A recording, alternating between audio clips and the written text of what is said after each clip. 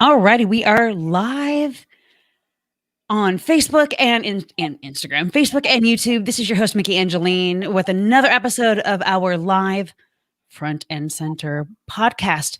I have really been looking forward to this interview because we have got the phenomenal PRS guitar artist and writer for Guitar Magazine, World Magazine, and diversity editor for Guitar Girl Magazine. It is Guitar Gabby. Welcome to the show and thank you for being here. Absolutely. Thanks for having me. I'm so excited. We have so much to unravel in this. So everyone who's in, get ready. She's going to blow your mind. She is a well-diverse, educated woman in this music industry that has fought tooth and nail with education and experience. And we're going to learn all about it in this interview. So let's start off by letting everyone know who you are and what exactly you do in the industry as of today. So my name is Guitar Gabby. I have a million and one different hats. Sometimes I wish I didn't take on so many, but it's all towards a good cause. But I am a writer for Guitar World Magazine. I am a diversity editor for Guitar Girl Magazine. I am also the founder, lawyer, and frontwoman of my international all-Black female rock collective called the TxLips Band. TxLips Band, oh, there, that side. Yeah, and a lot of what I do at this stage of my career, outside of the music, making music, and hopefully getting back to touring soon, a lot I do centered around education and working with kids and adults, because I do believe that education, especially for people who want to get into the music industry, is key. The music aspect is definitely important, but it's a very small percentage compared to the business and legal side of the industry that can either make or break an artist's career. Agreed. And I've had conversations with people before in regards to the business aspect and the legal aspect of it, that many people breaking into this industry either don't know or just don't realize how important it is. So is that what inspired you to go and get a degree in that? Yeah, partially. Growing up, my dad was always very keen on making sure that, my parents saw that I had a passion for something to do with music. They weren't quite sure if it was going to be guitar, piano, if just being a writer or whatever. But one thing I really appreciated about my parents is that they nurtured me in their respective arenas, in the best way that they knew. My parents are not musically inclined. No one in my family is, but my mom is an educator. Her whole background, and my grandmother's background is in education, and my dad's background is in law enforcement and business. And so a lot of what my dad really was keen on teaching me growing up is you've got to know how to protect yourself. This is a vicious world.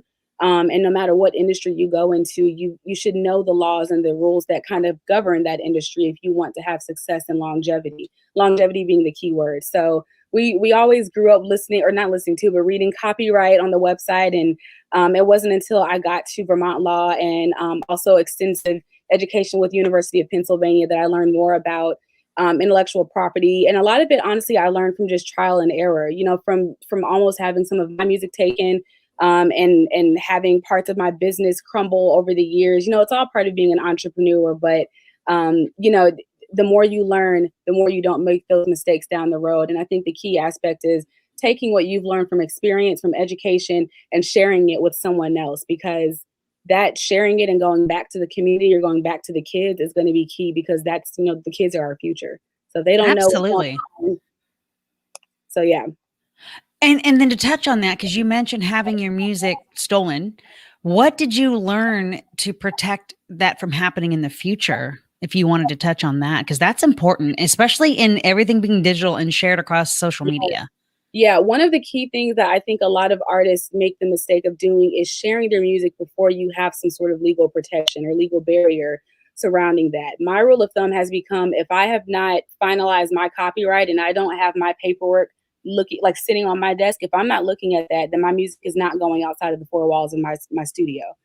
But I had to learn the hard way, and it created issues that I had to deal with, some long term, some short term. But it's a good life lesson about people, because people are people, and people make mistakes, some intentional, some non-intentional. But at the end of the day, it's about taking what you've learned from those situations and setting more boundaries and barriers for yourself. And there's nothing wrong with that. There's nothing wrong with protecting yourself. from people, the industry, businesses, friends, all of it. Yeah, at the end of the day, you really got to know, how do I best protect myself if I want to have longevity and if I want to reach the goals that I've set. Absolutely. And it's not a matter of living paranoid. It's a matter of just being prepared. Right, right, right. It's your livelihood. It's your craft. It's your art. You should protect it. Absolutely. 100%. And you also went to school for environmental law. What Yeah. inspired that, and how do those two intersect? So another side of me growing up, I would go to school and I would come home and be practicing guitar in the garage all day. And then during the summer times, I would be working at camps. So my parents made me and my sisters work young, or start working at a young age. So I got my first volunteership, which I still think was a job, because volunteering, whether you're getting paid or not, you still have a job to do if you're given a list of responsibilities. So I started working at Zoo Atlanta, and that's where I learned, you know what? I think I really like animals and I really like nature. So I just continued working there. I worked at the National Zoo and just continued to develop over the years, and realized I think that I want to go to school for something to do with animals and nature. I started off biology at Spelman, and then I quickly realized the biology part is cool, but I don't think that I want to be in a lab all day. I want to be in the field. I want to be in nature, because that's my happy space. And that's like where I really thrive the most, when I'm hiking or when I'm writing. In nature. So yeah, I went to Spelman, studied environmental science, and then shortly after went to Vermont Law School, which is #1 for environmental law in the nation. And really, a lot of my understanding of the law around environmental science and how it impacts communities of color was really the driving force for me to say, I've got to figure out, how can I play my role in both of these industries, even though they have, while most people think they have nothing to do with each other, they have a lot to do with each other. But how can I play my role in making sure that the community that I came from is educated, one, and two, not always getting, the shitty end of the stick when it comes to laws that govern water quality or food.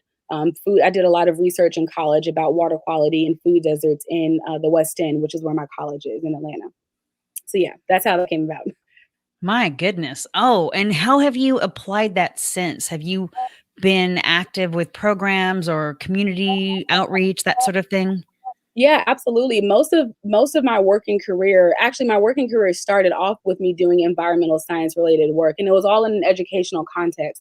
So in business development. So a lot of what I did with one of the nonprofits I'm thinking about off the top of my head was, I was responsible for creating educational programming, and I would take that programming and go into rec centers, community apartment homes, all kinds of areas like that, specifically in low income communities of color. And I would teach the kids at a very young age. The youngest I think my program taught was they were 3 or 4 years old, and we went all the way up through high school, and eventually got to the point where I was developing year-round programming, because kids are only going to be in rec centers, which is when my programs were available. They're only going to be at rec centers after school, and school is in session all year. So Right. we figure out how to reach those kids so they can understand and still learn and be out in the field and do field trips. And eventually we started doing like scientific research with the kids, where we would take them on field trips to different places far out in Georgia. They would collect water samples, or we would go to zoos, all that kind of stuff. And so it was really about figuring out, again, how can I play my role in this? But that's really what started my, I think, my passion for really saying, I really love environmental science. I don't just like it, I really love it. It came from just really being able to be in those environments in the community that I came from, and teaching the kids that I saw every day. And it sounds like it wasn't even a if or either. It doesn't sound like you said, well, if music doesn't work, I'll Right. fall back on. And it sounds like you were just gung ho from the get with both. Yes, absolutely.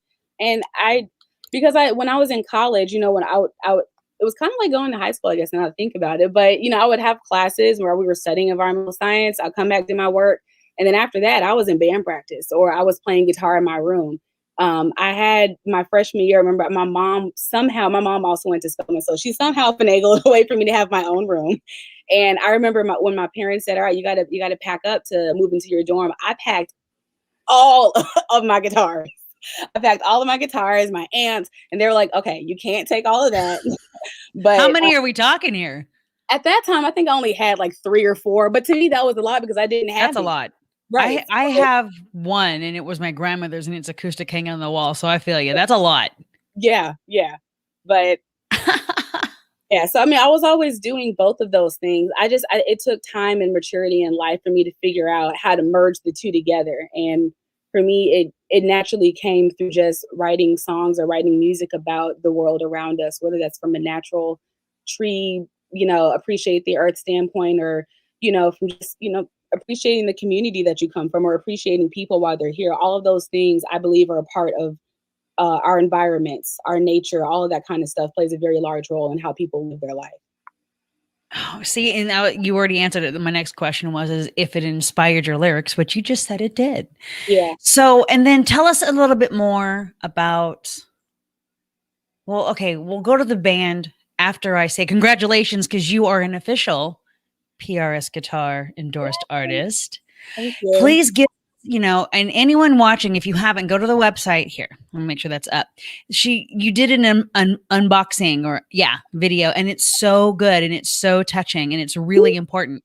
And so why was that so important to you? And give some advice to artists who are so focused on getting an endorsement on whatever it is they think they should have, the importance of how you go after it and then how you maintain it.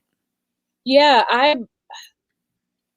it was the reason why that moment, I'm not going to cry. Oh my God, I always do this. Oh, The reason why it was so important to me is because when I first started playing guitar, I was, on Facebook and trying to figure out how to make something out of this passion that I felt inside of me. And I remember I used to always post these horrible videos with way too much distortion on Facebook. And there was this older couple, and I remember the husband played bass, and somehow we became Facebook friends, and he used to share my videos and watch my videos and, give me really supportive comments like, hey, you've got to keep going, or try this out, or check out this guitarist if you haven't already. So over time, it was impactful now that I'm looking back on it, that someone that didn't even know me saw how much passion and saw something inside of me through an app, through the internet, and said, I want to figure out a way to invest into her life. She might never even know it, or if she does, we might never talk again. I might never even know if she made anything of herself. But it was the moment that he took to say, I see something in her, and let me see how I can invest and help water that seed. So he messaged me and said, hey, have you ever played PRS guitars? I was like, what's that? And sent me a guitar, and I was like, ooh, yeah. And I remember seeing them in Guitar Center and stuff, but I never really knew anything about, at that point, I didn't really know anything about the different types of guitars. But he said, well, hey, here's a link to this really nice PRS. It looks brand new. It's a SD Ackerfeld Opeth model. And he said, it's like $300. And I don't think but like this guitar, these guitars are expensive. So that's a steal. A steal. And it was brand new. It wasn't a knockoff nut. It was a brand new PRS. It's like either they didn't know, they didn't care, or somebody was a vicious, mean ex that was going to just get rid of the person's guitar at a garage sale. Right. But I didn't have the money. $300, is cheap. But like at the time, like I don't have no money. I'm in college. No, yeah. But you're just trying to have $2, let alone 300. Yeah. Right.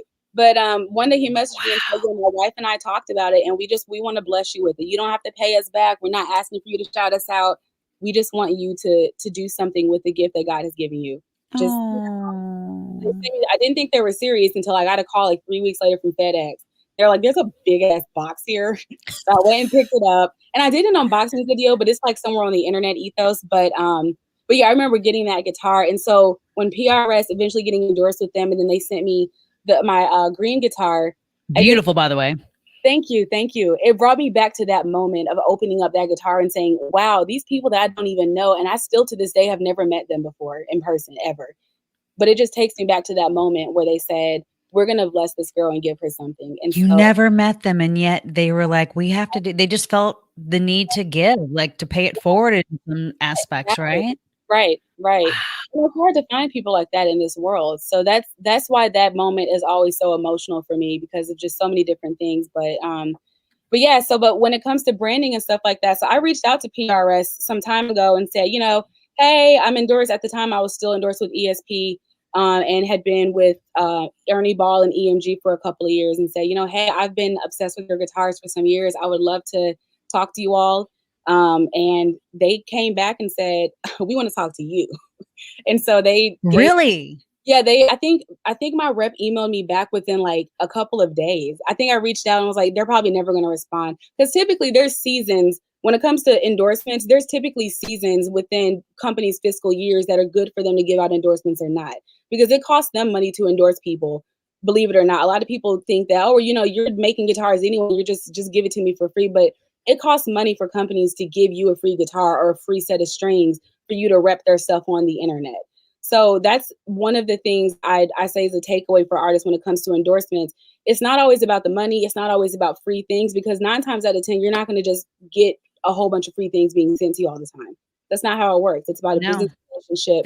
they need something from you. They're not just going to give you something. Right, exactly. Right. It's a mutually beneficial relationship. And I think figuring out how to navigate that is where a lot of artists kind of fall off the bandwagon and or get frustrated because when you have a brand and your brand you can show a company, hey, look, I have a strong brand. I'm able to appeal to a lot of different people, a lot of different demographics. But for me specifically, I'm able to connect a demographic of people that are not currently playing your products as much as we would like to. And that demographic being Black women, Black girls. I'm able to be the connecting piece. So let's talk about how I can help you all and you help me. So that's how I approach the conversations with endorsement companies. It's not about I'll post for you once a week. I'm gonna do that anyway because I like doing photo shoots. But what can you all do to help me and my community as well? And you went in a deeper dive, not just as a performer, but helping out with the community. Is that, I mean, did they divulge to you why they wanted to talk to you? Was it something they saw on your website or did someone talk to them? I don't know, but I'm going to venture off and say that it's probably because of my branding and business skill set. Because at this point, I had already been in Guitar World a few times, and I think no, I hadn't started writing for them yet. But and then I had a magazine cover for Performer magazine. So you know, it was very obvious that I'm good at taking somebody's stuff, taking their product, and I'm really good at putting it in the places where people are going to see it, whether that's magazines, paid promotions online, posters, billboards, all that kind of stuff. So I think that it was more, I think what they probably saw in me is, wow, this girl is not only, you know, a talented guitar player, but she knows how to take our product and really put it out there in a way that's her own, and still highlights who she is and how she rocks it, you know, while also making sure that she's showcasing the diversity of our guitars. So I think that's what it was. There it is. Yeah. I mean, and because I mean, well, so I'm actually endorsed by MXL microphones, which Mm-hmm. is crazy since I'm not a musician. And it came from podcasting. And for me, it was just knowing the right people at the right time who vouched for me. And then I just was hustling and grinding with working, whether it was in studio doing podcasting or out in the field doing interviews, which a lot of them were at NAMM. And I know that was a big one. Yeah, So, and yeah, I'm still having to. I was really lucky that because of the pandemic, when I decided to get back into podcasting and want to do video podcasting, and they have a bundle. This is what I'm using with the mic and the stand and the camera. And when I reached out to them, they were cool. That it was because of the pandemic, they understood that there wasn't a lot being done. right. And you know, they were more than happy to say, "Hey, yeah," and you know, and so I don't get things free, but I get a huge discount. And And I was like, honestly, "Oh my I'll take gosh, thank you so much." right. I will take a big discount because if I don't have to pay full price for an amp, I consider that free. Honestly, Yeah. And I that's mean, not even just that, but you know, the fact that you're on their website and then they share your stuff or they tag on your stuff like that, Matt, and that helps you. yeah, exactly, mutually beneficial. But it's like you have to. My mom always said, "Asking you shall receive." So when I start these conversations with these companies, I'm like, "Hey, look, I already have a list of things I need for you to do for me. Can we talk about it?" I'm going to flash your awesome website, y'all, by the way. Yeah. So there's her beautiful PRS guitar. Oh, I love that guitar. Love it, love it, love it. And this as well. Congratulations on this, right? Yeah, that was so much. Ah, the commemorative edition. That really hit hard when we lost him. I mean, I was in high school when his music came out, so I grew up with this guy. Yeah, yeah. And then as well as your band. Very good video, by the way, because I did check that out. And I love that you were a part of this as well. Yeah, I absolutely love every single lady that was on there. I love them. We're all sisters. They're amazing. Because Melina Moyes, she's a big part of the Girls Rock. She Rocks Awards and Yeah. the WiMN family. I mean, I love her so much. She's such a good person. She has such a good heart, and she gives so much, and she's so talented. Yes, she is. She's absolutely phenomenal. I met her on social media some years ago, and then she reached out to me, I think last year, maybe the year before that, and we just started to develop a friendship and a sisterhood. And she's really amazing. And I anything that I can ever do to support Melina, I always tell her. But she recently got her signature pack of strings. Oh, she recently released the signature pack of strings. And I'm sure she's probably going to announce and talk about that more. But I'm looking to hopefully do a piece on that with Guitar World. Oh For yeah. her too. But I recently did do a piece for her. She recently did a video with Bella Thorne. So I saw. Yeah. That was a really awesome video. I was like, yes. Yes, it was. Ooh, we shared that for sure. Yeah. I didn't know about the strings though. Oh my gosh, congratulations to her on that. That's incredible. Yeah. Yeah. You know, and let's do a deeper dive in that with inclusivity, with, you know, not just the fact that this from being in the industry, studying law, how little women are represented. Yeah. In, I mean, the Billboard Awards happened. Yes. And I went to Rolling Stone's website, and it's always guys. The photo that's up, guys are like, even though, Pink got the Icon Award and performed with her daughter. And even though Alicia Keys was celebrating the 20th anniversary of her debut album and performed like, and then on top of that, now you add in women of color, Black women, Asian women. That's an even smaller, right? Almost and you speak from both ends of it. So share with us what it was like for you just trying to break into the industry and, the pros and the cons to what happened to get you to where you are today. It was challenging. It still is challenging because I'm existing, not asking to, but I'm existing inside of a genre that was birthed out of my culture, but has been appropriated over so many years to the point where white men inside of rock and roll think that they have to give me a pass to exist in something that my that was to begin with. Right. I know that too. I know that fact. Yeah. So that was always something that I knew from a young age when I said this is something that I want to an industry I want to pursue, as my dog is lapping up all of the water in my cat's bowl. I can barely hear that, but I wouldn't even know until you said something. They're a mess. But yeah, so I mean, but I knew starting off that was going to be something that I was going to have to constantly fight. And so if I'm being honest, it took a lot of mental preparation. And still does every day to, one, always remember who I am first and foremost, and who my parents raised, and the woman that I am and all that I'm doing for other sisters of mine in this industry. But I mean, I knew that it was going to be challenging, but some days, some of the comments that I see, I'm like, I don't know how sad of a person you have to be to say some of the things that I've seen on like my Guitar World post or on my YouTube pages, or, it's just stuff like that. But, the trolls with no backbones. Right, exactly. With no backbones. No backbones. They seem to be so brave on a keyboard, right? Right. It's like all these things that are ever thrown out, they would never say to somebody's face. Right, exactly. They would never say that to me at NAMM, but they're going to say it in the comment section. But, I look at it as my dad says the cup is half empty or it's half full. So at a certain point, when I first started getting a lot of hateful comments, I remember the one thing that really was like an awakening moment for me about how vicious this industry was and the racism and how alive it was I went up to our first festival was Afropunk Brooklyn in 2017. And when we got up there, BuzzFeed reached out and said, hey, we want to do a video highlighting you and your band because, all Black women, rock and roll. That's crazy. So we did the video, and when they put it up on YouTube, I got spammed with so many like derogatory racist comments, and people were like coming to my personal Facebook page, DMing me. It was like ridiculous. And that moment, I said to myself, this is either going to maintain itself how it is right now, which is bad, or it's going to get worse over time. You can either respond to it every single time and stress yourself out, or you can see it for what it is, which is spineless people who would never say this stuff to your face. And they fear your strength and your talent. Exactly. And hurting people hurt people, unfortunately, So I have to figure out a way. When I see it, it's in one ear and out the other. I don't even look at comments no more. But, it is what it is. But what keeps me going every day is just remembering this was birthed out of my culture, and I have every right to be here and to push for representation inside of an industry that is strategically cutting people that look like me out of it. Yeah. I want to At use least they try when they're not stealing from you.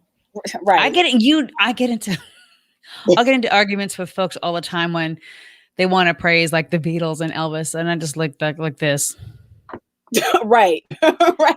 Can you study history outside of what they showed you in public school system here in the United States? Because if you only knew the influence and where they got the music and how they stole it and how they right. And then you just got to stop because you realize they either don't know or they don't want to know, because then it ruins their childhood fantasy. And what they grew up was a lie. I'm like, we don't need you to be fragile about yet right now, because there's a bigger picture happening here outside of your personal childhood. Right. Right. Right. Exactly. So I'm here with you on this one. You can't change it. So, no.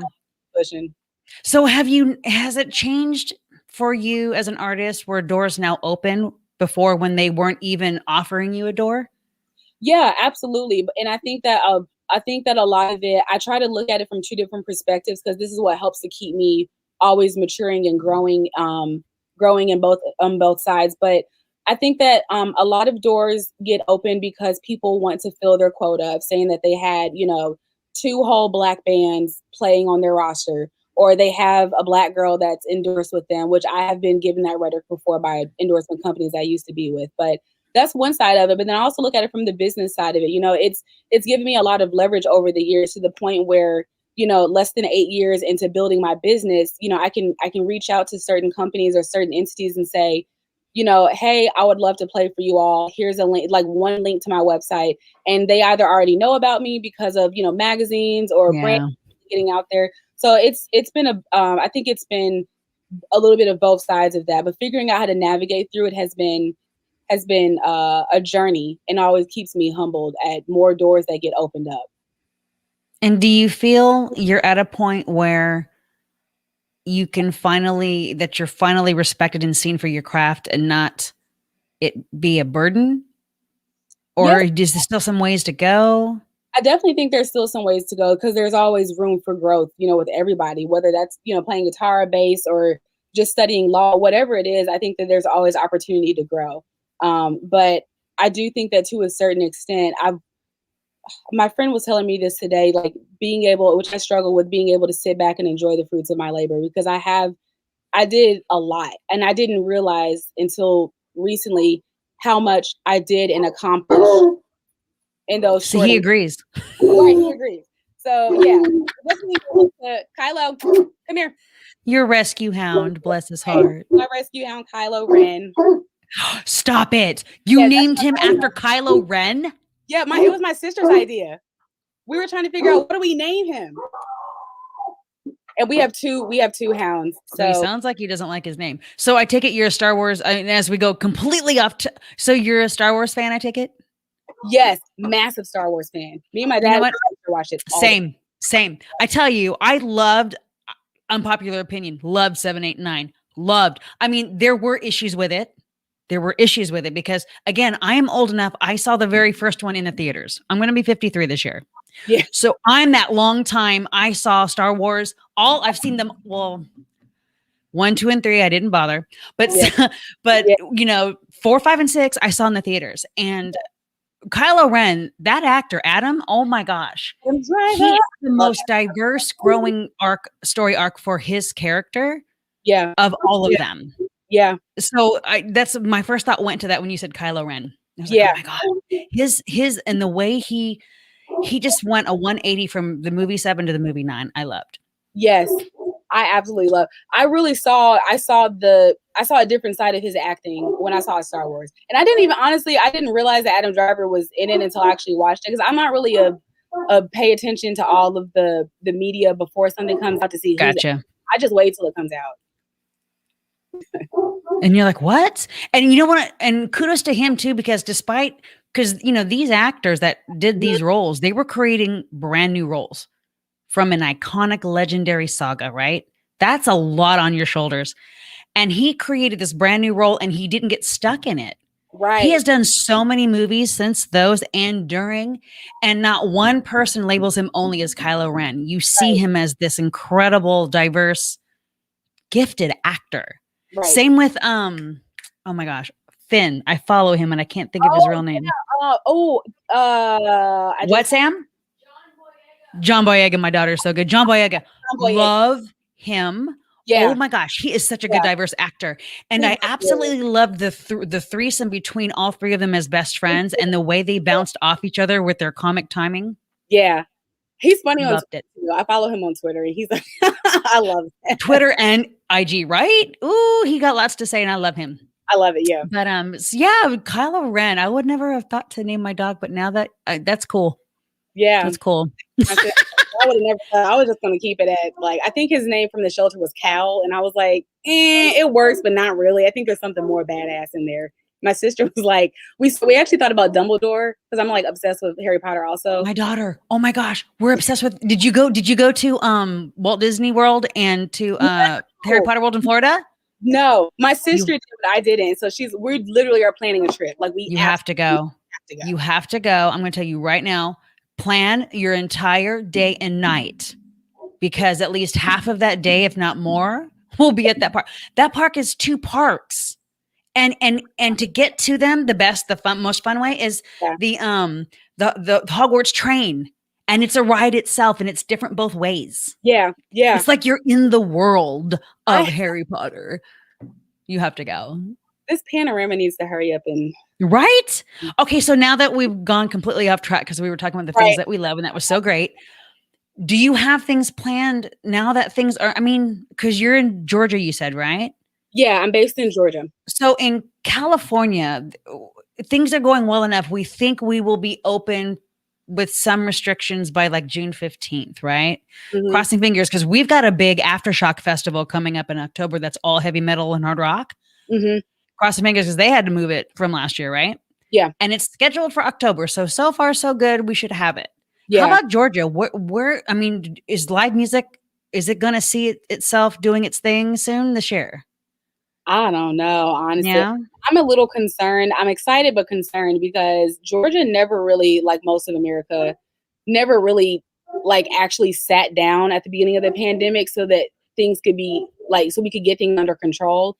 And people, like the whole mask thing not being enforced at like in most places in Georgia. So it's like Georgia never really had any type of measures to control this. And so now that the mask mandate has been lifted, and Georgia's been open for quite some time, people are still having shows. People are having shows all the time. I could book a show to go and do something tomorrow night. But my concern is as a business owner, I have to think about things from more than just my perspective and my desires, because I can't put my musicians in a place where if they're not vaccinated, or if they even, that's their choice. But if they're not protected, or we're not in an environment where measures are taken and they get sick, I can't, that's a responsibility that you don't want to have that. And so, and see, that's how I feel too. I'm vaccinated, fully vaccinated. And people don't want to get it. They don't want to get it. Right. Just, I'm about stay clean, stay distanced. If if they tell you to wear a mask, don't beat them up over it or yell at them over it, businesses. Right. Mm-hmm. So did Georgia, where you live, for the most part, were people taking it serious? Did they take, at least if I'm not going to get vaccinated, I'll wear the mask or stay distanced? Or were there arguments? Like there were arguments / people just simply not doing it because it's kind of like dealing with kids. Like you can tell your kid don't get a cookie out of the cookie jar, and then when they do it anyway, they don't get disciplined. I mean, what boundaries do we have? So nobody. I mean, it was never really enforced. So a lot of people have just been doing what they want to do, regardless of how it could possibly impact other people, or regardless of the slight. I mean, everybody is uncomfortable right now, like it's not, we can't, everybody's uncomfortable. So it's like, we got to give a little to get a little down the road, but nobody really. Okay. So then that's what's holding you back, is that, you can do it. The question is should you do it so soon? Are you kind of wanting to wait? I'm kind of wanting to wait a little bit. I considered booking I booked a gig. 1 second. I'm going to silent that. I love her dog. He's been so sweet. Rescue hound. And Is he he's like, good? Oh, yeah, by the way, take a look. Cat says hi, hey. I love Kat. Kat is amazing. Kat is We love Cat. I love Cat. She's a huge in our family here with the Women's International Music Network. We could yeah, not be kicking off these She Rock awards without you, Cat. yeah, Oh my gosh. absolutely. Um, Yes.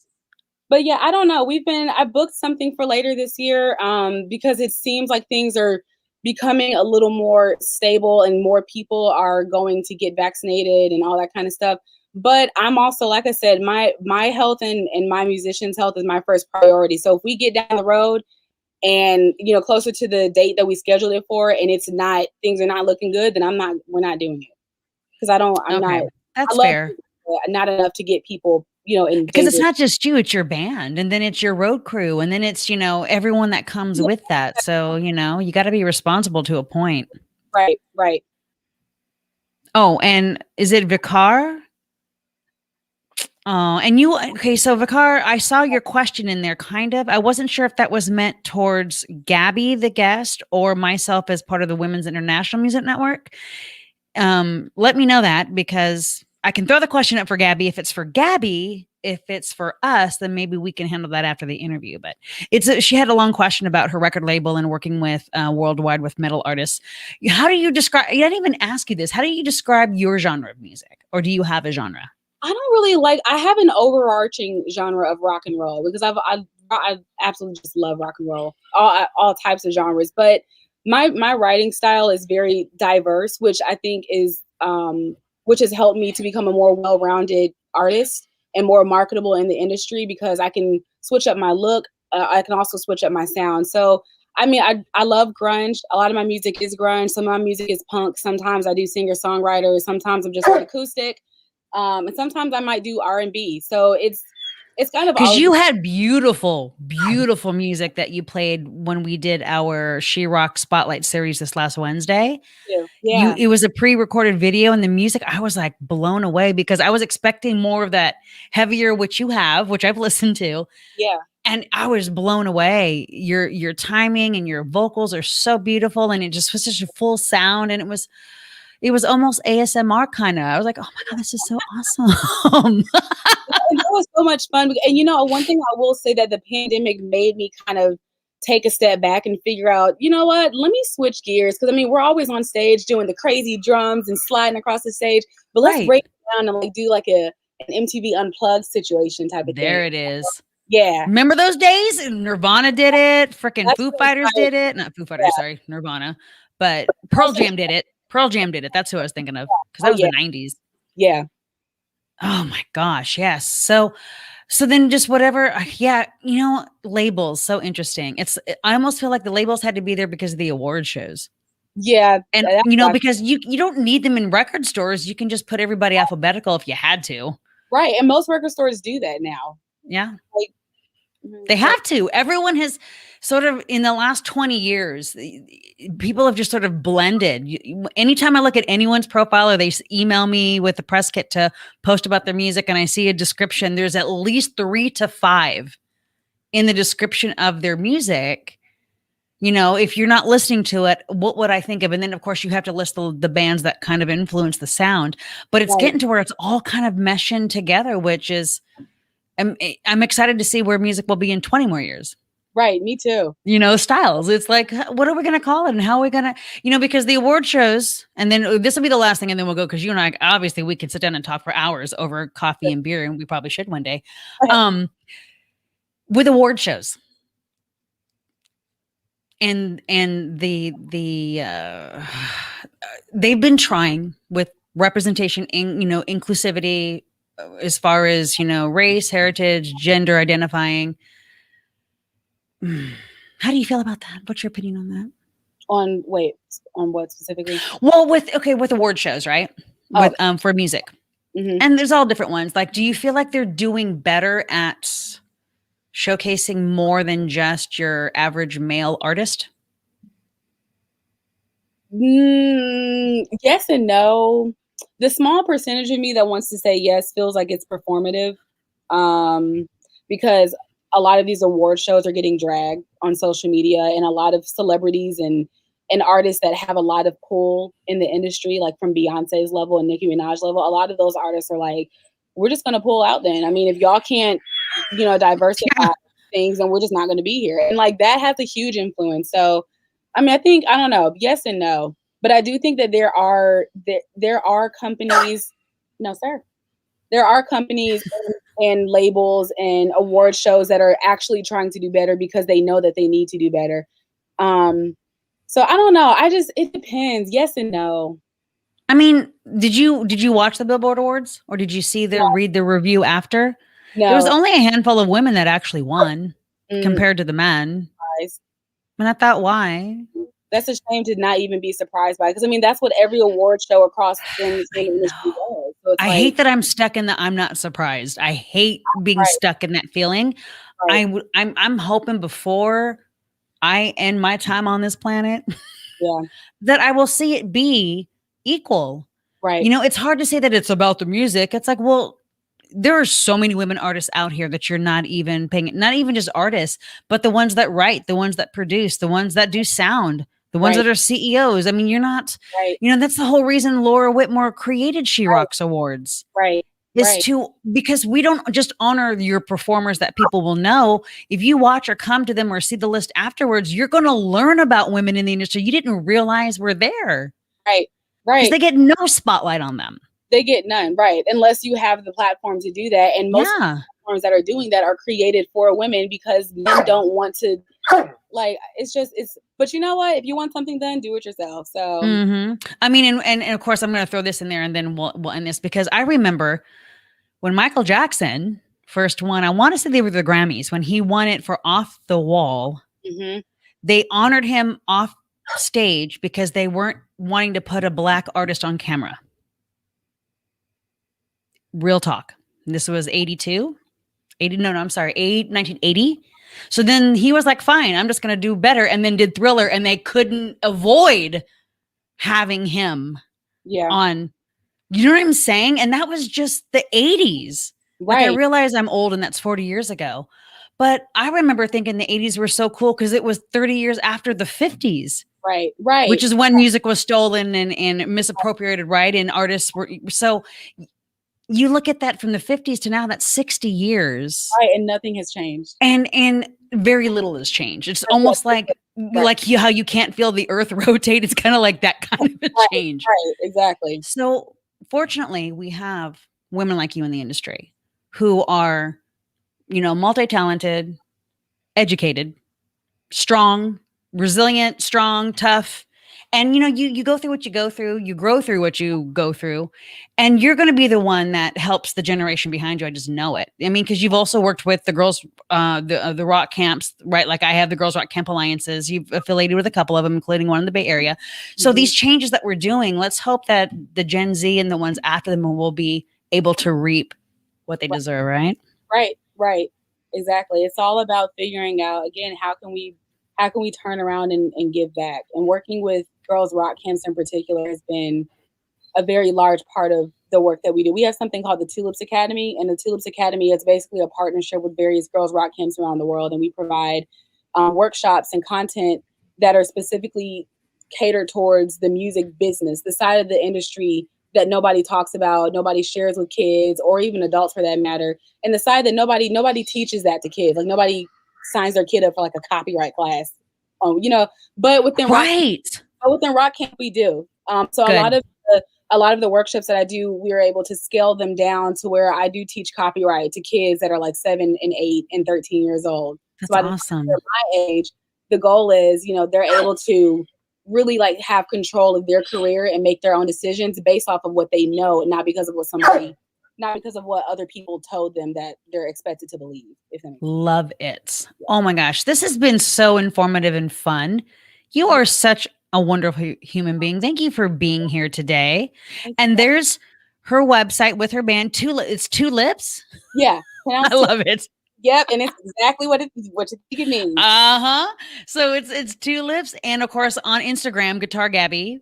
I think that's where you're most, right? Over Facebook. Yeah. Yeah. But either way, you can go to the website and find them all. Yep. And like her, follow her, stalk her, share her music, support women identifying and non-binary in the music industry, people of color, all of it. So this will go up on the website later for anyone who's missed this interview, not to fret. And again, we'll be back again for another episode of Live Front and Center. This is Mickey Angeline saying thank you to Guitar Gabby. Thanks, and everyone else, have a wonderful day and thank you for joining us. Thanks for having me.